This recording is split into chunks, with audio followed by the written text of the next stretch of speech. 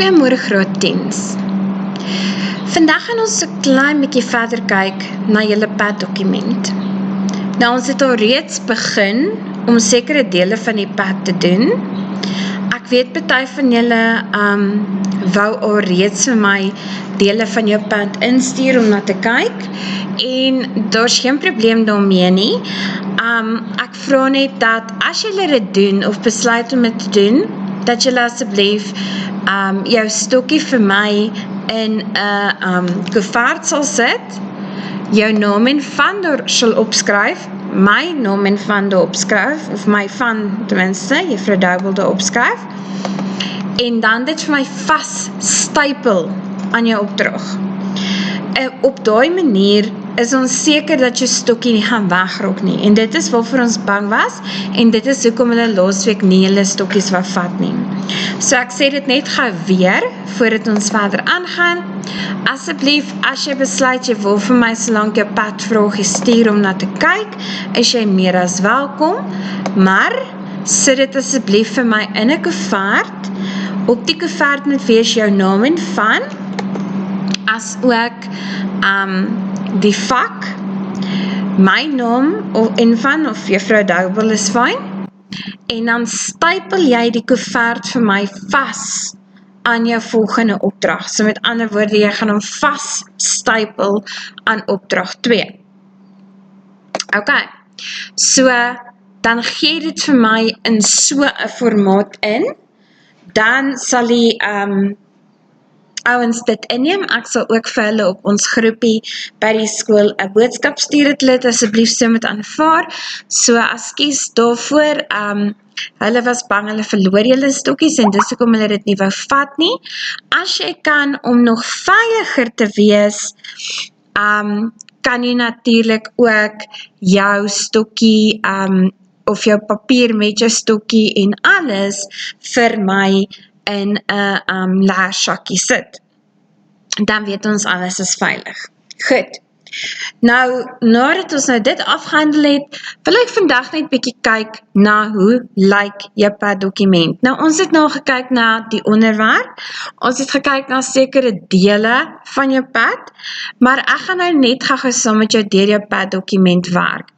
Hoopelik het jy nou al teen die tyd deur hom gelees. Ek is seker meeste van julle voel redelik oorweldig en benoud en bekommerd oor die hele paddokument. Dit is 'n lywige dokument, hy word ongelukkig al hoe meer gecompliseerd hoe verder jy gaan, maar jy hoef nie daaroor te bekommer nie, ek gaan dit stap vir stap saam met jou doen. So dit is nie nodig dat jy daaroor hoef benoud te wees nie.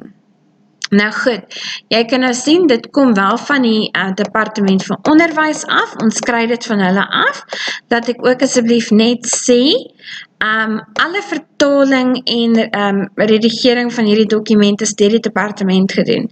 So daar is moontlik dat party van die woorde dalk bietjie snaaks is, of dalk vir jou bietjie snaaks klink, want is die manier wat ons normaalweg praat nie, maar weet net dat ons sal daarna kyk, so jy het nie nodig om daaroor te bekommer nie. Goed, nou as jy aangaan tot op bladsy 3, so ek hoop jy het nou jou paddokument voor jou, of op jou foon, of waar ook al jy om gebruik. Nou as jy kyk op bladsy 3, sal jy sien, verduidelik hulle net vir jou dat dit 'n taak is. Kyk asseblief vir my na die woord, dit is 'n individuele navorsingsprojek. Dit beteken jy mag nie saam met iemand anders werk nie. So jy en 'n pel kan nie saam besluit, julle gaan nou hierdie taak saam doen, en julle gee vir my altyd dieselfde inligting in nie. Ek is baie jammer, dit werk ongelukkig nie so nie. Elke persoon moet hierdie taak op sy eie doen. En ans hulle vat dit baie ernstig op. So asseblief, moenie mekaar se take kopieer nie, moet ook asseblief nie jou taak vir iemand anders leen nie. Nie eers vir hulle om na te kyk nie. Dit het al voorheen gebeur dat daar ouens was wat gesê het, hulle wil net sien hoe lyk jou formaat, en dan steel hulle daardie kind se taak en gee dit in as hulle eie. Ouens, in so 'n geval, as jy dit vir daai kind gegee het, word jy en die persoon wat dit by jou afgeskryf het gestraf. So julle gaan albei 0 kry vir hierdie taak. Nou ouens, hierdie taak tel 25% van jou finale jaarpunt. Dit beteken dat dit net soveel tel soos al jou kwartale, al jou toetse, al jou eksamens saam. Die enigste eksamen wat meer tel as die PAT is jou eindeksamen. Hy tel 50% van jou punt. So aan die einde van die jaar tel jou punt 25% vir jou jaarse werk, 25% vir jou PAT en 50% vir jou eindeksamen. Goed, so die PAT is baie belangrik en jy kan jou punte baie hoog opstoot, want onthou julle dat daar 'n reël is dat jou SPA punt nie meer as 20% hoër mag wees as wat jou eksamenpunte is nie, wel met die PAT is dit nie die geval nie. So jy kan 90% kry vir jou PAT en 30% kry vir jou eksamen en niemand gaan daaroor worry nie. So jy kan regtig jou punte opstoot en lig met hierdie PAT-taak. En as jy dit stap vir stap saam met my doen, dan is dit nie so moeilik soos wat dit lyk nie. Hierdie PAT hoef nie vir jou 'n monster te wees nie. Dit is 'n bietjie ekstra werk.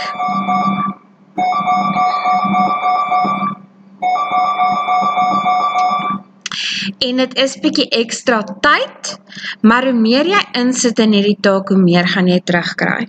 So asseblief, gebruik dit tot jou voordeel. Nou jy sal ook sien, die PAT tel in 2 fases. Fase 1 is waarmee ons al reeds op die oomblik mee besig is. Dit is jou navorsing gedeelte, tel 40 punte. Fase 2 gaan 60 punte tel.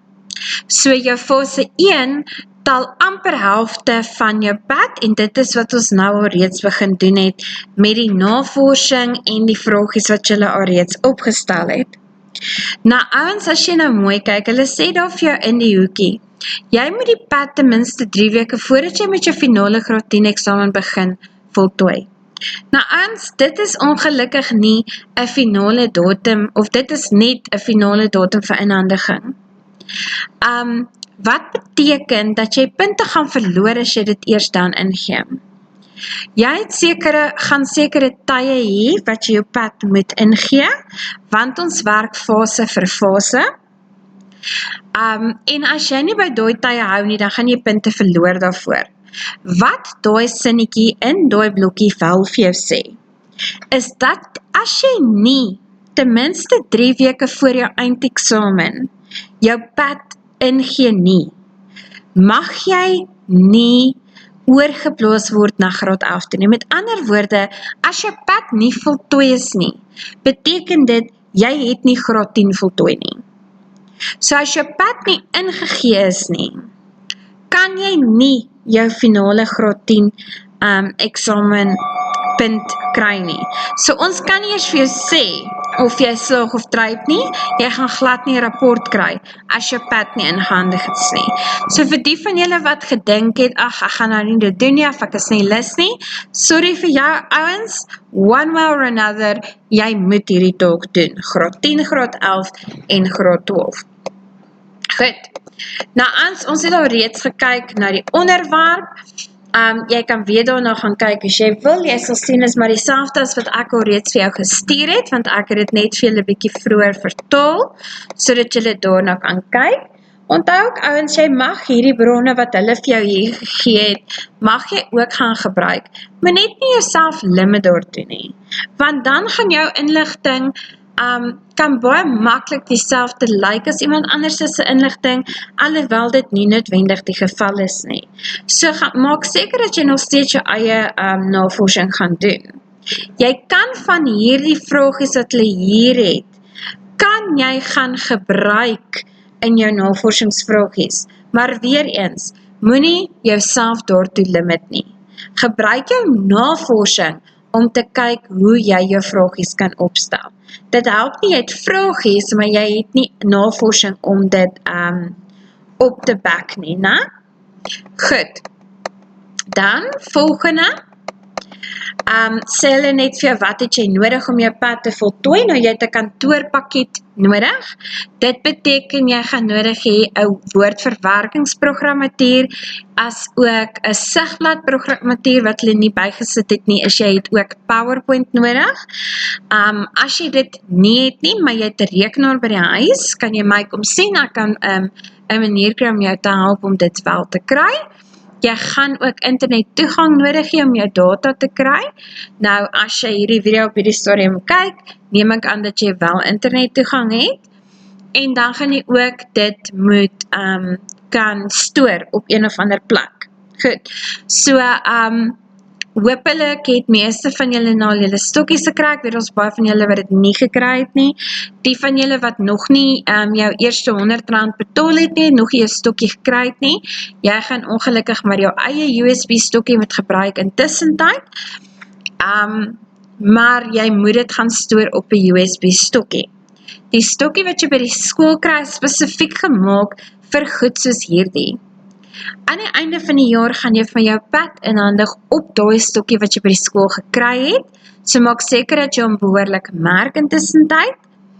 En dan sal ek weer aan die begin van volgende jaar, sal jy dan weer daardie selfde stokkie terugkry om weer jou graad 11 werk op te doen. Dit is hoekom ons spesifiek vir julle vra om geen ander inligting op te sit, behalwe jou RTT werk nie. Goed. Nou, ouens, wat oneerlikheid aanbetref, ons het nou al daar meer as een keer gepraat. Ek herhaal net weer, maak seker dat jy nie iemand anders se werk net so oorskryf en dit as jou eie ingee nie. Dit gaan nie aanvaar word nie, jy gaan nakry, jy gaan 'n skriftelike waarskuwing kry by die skool en as die departement jou uitvang sal hulle ook optree. Goed, so moenie daai kans vat nie, it's just not worth it. Moet ook asseblief nie jou werk vir iemand anders leen nie, maak nie saak hoe onskuldig hulle klink of lyk of watter storie hulle vir jou spin nie, jy doen dit nie. Jy gaan daarvoor gepenaliseer word. So asseblief ouens, wees versigtig wanneer jy hierdie doen, onthou dit is 'n nasionale taak. So dit word nasionaal ingedien vir moderering ook, en daarvoor is dit baie, word dit baie ernstig opgeneem, dat jy hierdie taak op die regte manier doen. Goed. Nou, ons weer sê hulle net vir jou, as jy nie die taak doen nie, of 'n deel van die taak uitlaat, sal jy 'n 0 vir die taak kry. Ek weet baie van die vakke, sê altyd vir julle, ja, maar jy kan nie 'n 0 kry nie, wel vir die padtaak kan jy 'n 0 kry. So as jy hom nie indien nie, gaan jy 'n 0 kry, en jy gaan nie kan aangaan na die volgende graad toe nie. So, doen dit maar net eerder. Okay. Dan op bladsy 6 sal jy sien is daar oorsig van die taak. Dit sê maar net vir jou vinnig in 'n opsommingkie hoe die taak gaan gedoen word. Nou die leerstruktuur en die woordverwerkingsdokument sal ons in die klas skep sodra jy terug is. Ons het al reeds gewerk met die navorsing, ons het al reeds navorsingsvrae opgestel en ons het al reeds ons bronne geïdentifiseer. So ons sal nou net verder van daar af werk, waar ook ons kan. En dan in fase 2 dan gaan ons nou natuurlik jou navorsing bietjie uit mekaar uittrek en kyk wat kan ons alles daarmee doen. Goed. Nou ons dan begin hy nou met fase 1. Nou ek wil nie hê jy moet probeer om op jou eie verder aan te werk nie. Jy kan as jy wil, maar wees asseblief baie versigtig. En as jy besluit jy wil op jou eie verder werk, het ek geen probleem daarmee dat jy dit doen nie. As jy voel dat jy verstaan nie die padtaak werk en jy wil dit op jou eie doen, is jy meer as welkom. Maar onthou dan net dat ek dalk op sekere stadium vir jou gaan vra om iets te verander en dan moet jy asseblief nie vir my kwaad word omdat jy dit op jou manier wou doen nie. Goed. Maar dit is hoe jou leerstruktuur gaan lyk. Ons gaan dit in die klas skep. Dan gaan ons 'n titelblad skep waarop daardie inligting wat hulle daar noem moet verskyn. Ons gaan 'n inhoudsopgawe bladsy skep, maar in die inhoudsopgawe bladsy gaan ons met behulp van style, onthou ons het daarna gekyk in kwartaal 1, gaan ons dan 'n outomatiese inhoudsopgawe deurtrek. Ek dink ek het vir julle so 'n voorbeeld gewys in kwartaal 1. Goed, nou ouens, die raamwerk wat hulle hierso van praat is in watse volgorde jy jou inligting gaan bespreek, so dit is wat jou dokument, hoe jou dokument gaan lyk. Dan het jy 'n taakdefinisie, die taakdefinisie gaan ons doen met ons volgende oefeningkie, of ons volgende videoetjie wat ons gaan doen, so dit sal ek dan vir julle mooi in detail verduidelik. Dan het jy 'n fokusvraag, ekskuus my ding het nou 'n bietjie vinnig gegaan. Nou die fokusvraag is jou hoofonderwerp of jou hoof vraag wat jy vir jouself vra, is hoe beïnvloed jou digitale voetspoor jou lewe? Goed, so dit is die uiteinde van jou taak. Met ander woorde, aan die einde van jou taak, wanneer jy jou gevolgtrekking skryf, moet jy in jou gevolgtrekking hierdie vraag beantwoord. So jou gevolgtrekking moet op die ouend vir my sê, hoe dink jy beïnvloed jou digitale spoor jou lewe? Okay, maar jy kan dit nou nie net uit jou duim uit gaan suig nie, dit moet ondersteun wees deur daai navorsing wat jy alreeds gedoen het. Okay, nou hou hierdie fokusvraag in gedagte wanneer jy jou navorsing en jou vraag opstel, want dit help nie jy gaan soek inligting wat jy nie kan gebruik op die eind van die dag nie, dan gaan jy dit moet oordoen. Nou ons, die deel wat ons vandag gaan bydoen, as ons tyd kry om dit te doen, anders sal ons dit ook die volgende keer doen wat ons gesels, is jou 10 vragies wat jy nou reeds opgestel het, gaan ons verdeel onder ten minste 3 opskrifte. Okay. En dan gaan ons ook bietjie later weer 'n vraelys opstel, maar hierdie vraelys gaan ons doen om 'n steekproef te doen. Goed.